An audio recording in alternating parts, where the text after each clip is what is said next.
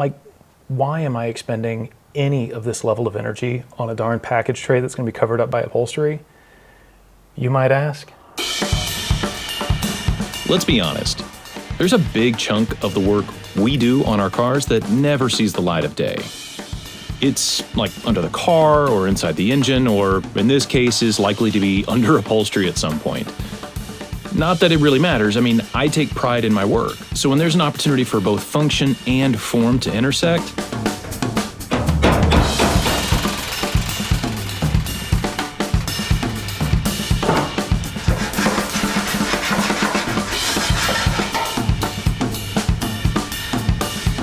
I leap at the chance, regardless of the location.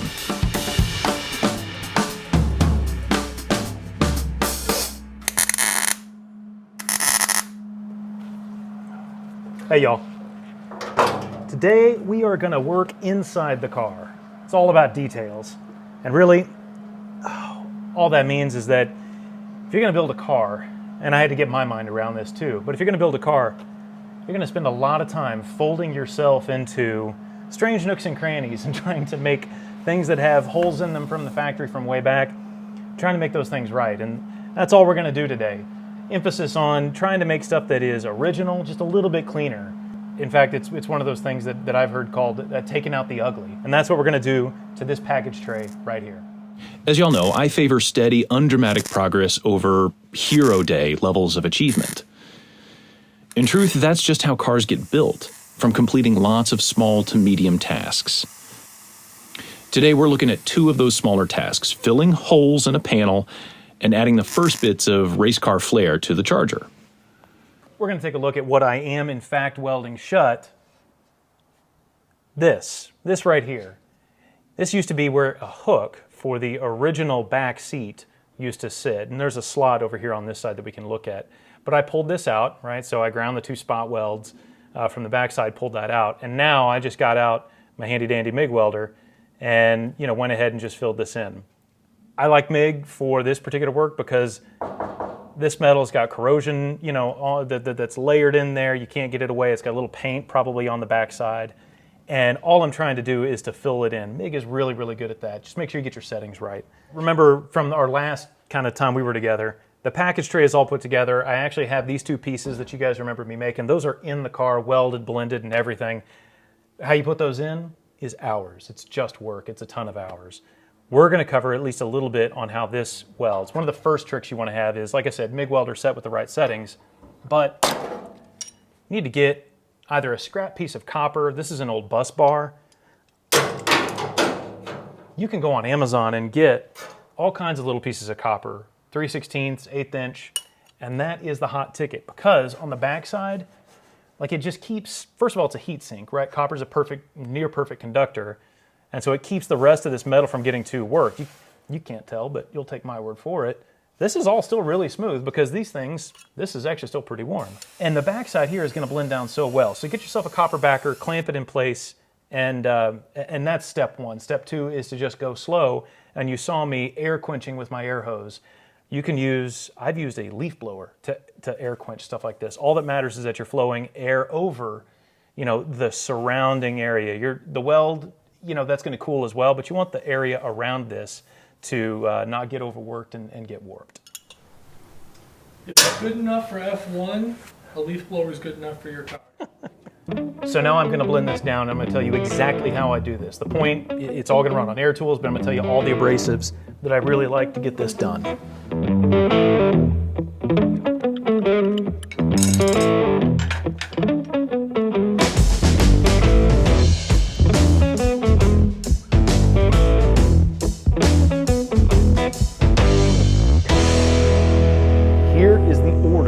Everything that I did to blend these welds, the tools that I use. And I'll just say a few twists and turns aside, but if you want to take the weld down to flat and then smooth it out from there, this is how I do it.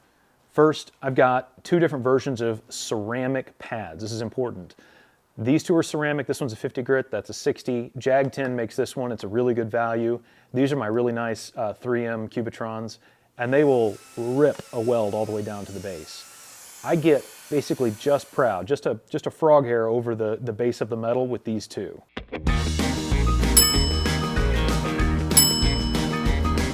Then I follow up with a surface conditioning disc, which think of it as like 3M Scotch-Brite. That's what this guy is. And this Scotch-Brite, when you use it on kind of a low speed for it to do its work, because you'll actually just melt the surface if you go too fast, if you just rip it, that actually will dress down the rest of that weld and make it nice and even, pretty shiny also. And I get that to almost dead and even. At this point of grinding, the Scotch-Brite, or the surface conditioning disc, that is the first time that the tool that I use touches the area around the weld. So that the area around the base that you're welding to, that's called the work. It's the first time that you touch the work, is with this surface conditioning disc. Because if you just kind of rip back and forth with your disc sander, you know, you'll thin the material around the weld, and yes, you'll work the weld down, but it'll all just get really too thin. So you gotta really stay focused on grinding down the weld. Once I've got that done, I then switch to a 40 grit. It's the same pad for my air sander and my dual action. The air sander doesn't have the dual action vibration like the DA does, so I'll go back and forth, but usually I'll just use the dual action, and that is just enough to get things nice and smoothed out. There you go, dual action. And I can see I got two little imperfections here, but I'm probably going to wait until you guys kind of move on, and then I can come back here in the middle of the night and shamefully clean up the things that are bothering me.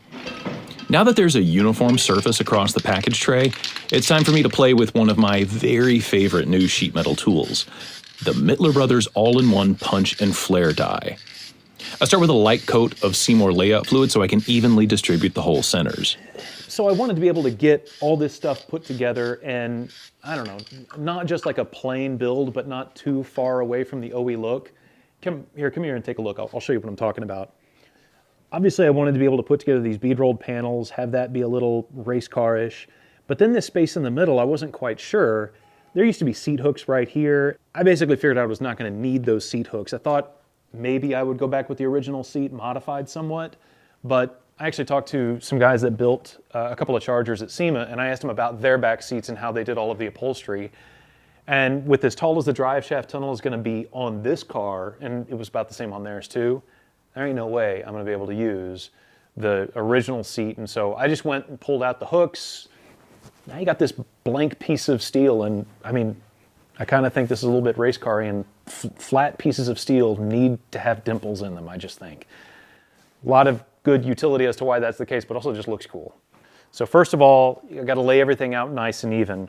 There's a lot of ways to do it. You can just use a regular old ruler like I've got here. I did use this to scribe my line to make sure that I had that kind of clean all the way across. I used a laser also. But then a layout tool, or what's called a layout fan. They use these in the aircraft industry to basically set and mark places where you're going to pop a rivet. These little holes here at the end are just enough to stick through your Sharpie or your scribe. You can do those nice and even. I did this on each side, so I laid out the center one, and then I did 6 on either side for Lucky 13. So the fan really does speed along the layout part of it. Once you get those to where you are, there's 100 different ways to mark the hole. I use, one second, an automatic punch. An automatic punch just is great. You just, and then that'll help you make sure that you can get the hole marked exactly where you want it. From there, you're drilling with a 1/8 inch, pilot hole. I like 1/8 inch because it's just large enough that basically every other unibit that follows, you can go through and expand it. In this case, I took it all the way to the end to 7/16, I think is what this is, maybe almost half.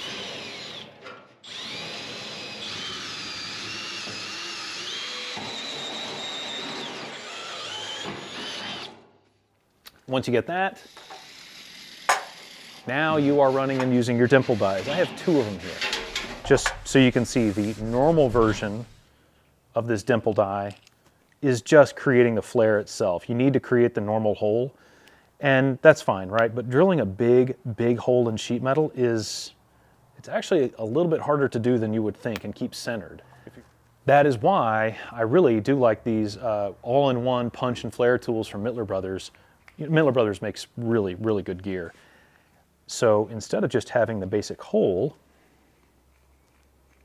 take this thing apart, you just drill your 7/16 hole, and then inside the larger part of the die opposite the flare, they've got a punch. So this part's serviceable. You can replace this as it wears out, because this will wear out before your flare does.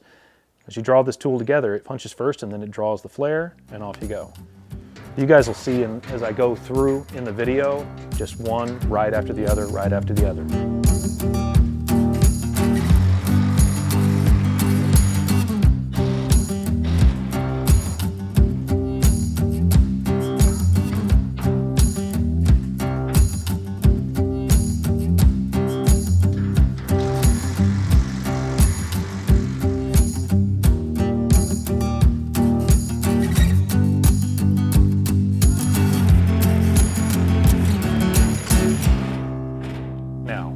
As I got toward the end two, where I had filled in the seat hooks, I made a mistake.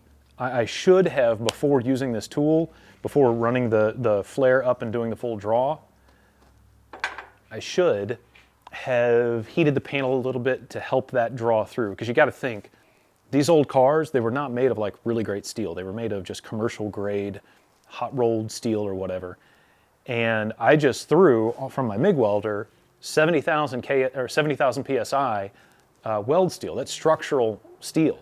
And so that hard weld that I'd put in and blended just fatigued and cracked. And so I had to go back and fill that in.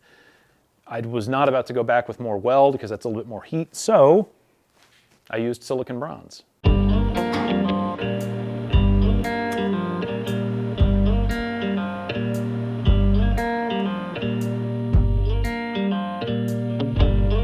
Silicon bronze is a fantastic way to fix and fill small holes in steel with very, very low heat input.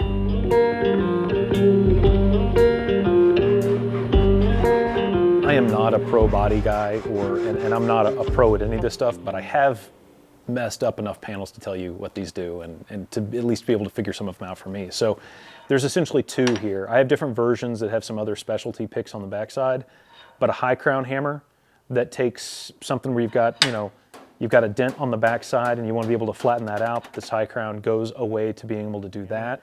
And then when you're really just down toward the end, this low crown, nearly flat, not quite, but nearly flat, that's what you use to hold that in place. And just very light tapping. I'll just use a block of aluminum like this one, or I'll use this toe dolly, or I'm sorry, this is a heel dolly. Sometimes I'll use a block of wood like this here. I like blocks of wood like this because it's really hard to get that sort of noise on this guy. These are very, very forgiving, but you just want to provide some support to the back of the panel, however you're going to do it. Also, sometimes you have to make your own tools. This is a D-ring steering shaft off of the Suburban, just leftover stuff, and then just a piece of, bar stock. And sometimes you just got to make your own tools. So if you think that there's a shape that you want to get out of it, man, just find a piece of steel, shape it to what you want, and then put a rod on it, and then just go start, basically hitting this with your ball peen or whatever. You can use a carpenter hammer and hit it with this. If you're just trying to make a particular shape impact the panel, you can make your own tools also. Now, tools and techniques aside, the real trick to all this is making consistent forward progress. We shot this over the course of a few weeknights with the idea of representing the kind of progress regular folks like us can make in between the weekend hero sessions. So this was pretty fun. Not a huge project. You can move pretty quick on some of these things like that. And don't get in a rush by any means, but do remember you can hit these at night and weekends, and these are good bite-sized projects for when you kind of know exactly what you want to do and you can lay your tools out and just get to it. These are perfect for that. You need to fill a hole and blend it. Man, that's exactly what to do one evening after work. You want to lay out and punch a bunch of holes. You can break that up into nights and weekends and whatever time you've got. Point being, make the project work for you, break these projects or little subtasks up in a way that's convenient, and then just get after it. So now, the hard part that I've got to figure out, and it's going to take a minute for me to wrap my brain around it, is to get the inner wheelhouses somehow to flange to this frame. It's all factory type of stuff, and that's certainly a custom frame, and I don't exactly know how I'm going to do it yet. So I need to sit down with a pencil and paper and kind of sketch some ideas out. But look, I'm glad you were here. Appreciate y'all, joining. And look, before we get together again, just so you know, new designs are up on the website, Spray and Pray, Wake and Weld. All of those things are online, including new hats and new merchandise, all that stuff. There's, of course, a link here in the description. Go and check it out. You guys take care, and I'll see you next time.